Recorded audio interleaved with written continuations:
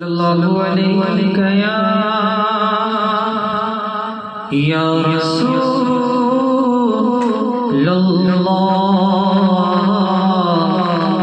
वसल्लम अलैका या हबीबल्लाह।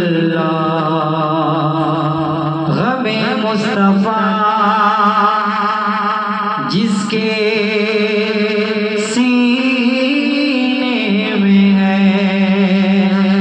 समझ लो वो मदीने में है।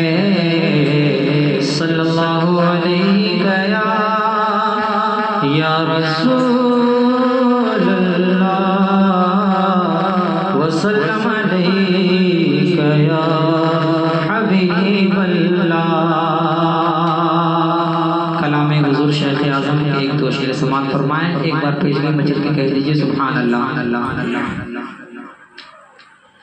मेरी फरियाद सुन लो जाने आलम या रसूल अल्लाह।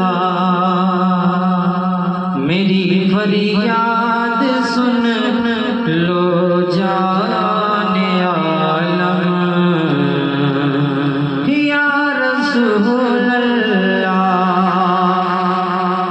मेरी फरियाद सुन लो जाने आलम या रसूल अल्लाह। मेरी फरियाद